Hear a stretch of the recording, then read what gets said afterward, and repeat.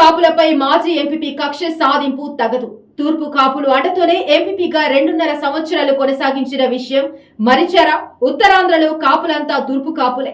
ప్రభుత్వ జీవోలతోనే బీసీడీ సర్టిఫికెట్లు ఉత్తరాంధ్రలో ఉన్న కాపులంతా తూర్పు కాపులేనని, ప్రభుత్వాలు ఇచ్చే జీవోలతోనే కుల ధృవీకరణ బీసీడీ సర్టిఫికెట్లు పొందుతున్నామని ఉత్తరాంధ్ర తూర్పు కాపుల కుల పెద్దలు ఎర్రంశెట్టి సత్యారావు, ఒడిశా బాలకృష్ణ అన్నారు. ఆదివారం మండల కేంద్రంలోని బసవ పరమేశ్వరరావు గోడన్లో జిల్లాలో పలు మండలాల నుండి తూర్పు కాపులతో ఏర్పాటు చేసిన అత్యవసర సమావేశం ఎం కోడూరు సర్పంచ్ గొల్లవెల్లి సంజీవరావు అధ్యక్షతన జరిగింది. ఈ సమావేశంలో వీరు మాట్లాడుతూ శ్రీకాకుళం, విజయనగరం, విశాఖపట్నం వంటి జిల్లాలో కాపులుగా ఉన్న వారంతా తూర్పు కాపులేనని, ఇందుకు తగ్గ కుల ధృవీకరణ పత్రాలు జారీ విషయంలో ప్రభుత్వ నిబంధనలు అనుసరించి జీవో ప్రకారం ధృవ పత్రాలు ఎప్పటి నుండో మంజూరు అవుతున్నాయన్నారు.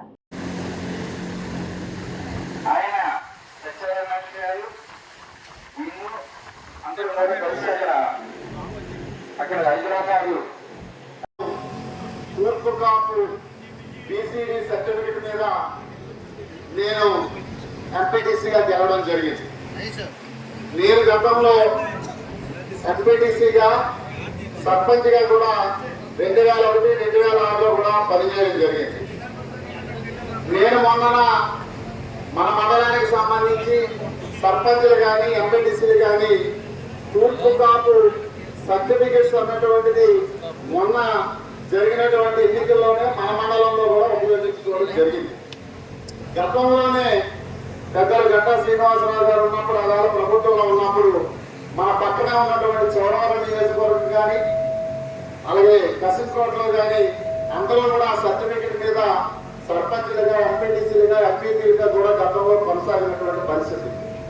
అలాగే అధికారంలో ఉన్నటువంటి అప్పలరాజు గారు కానీ, మాడుగుల్లో ఉన్నటువంటి పెద్దలు కానీ మన కుటుంబాలకు అందరికీ కూడా మనం సర్టిఫికెట్లు తీసుకుంటున్నాం.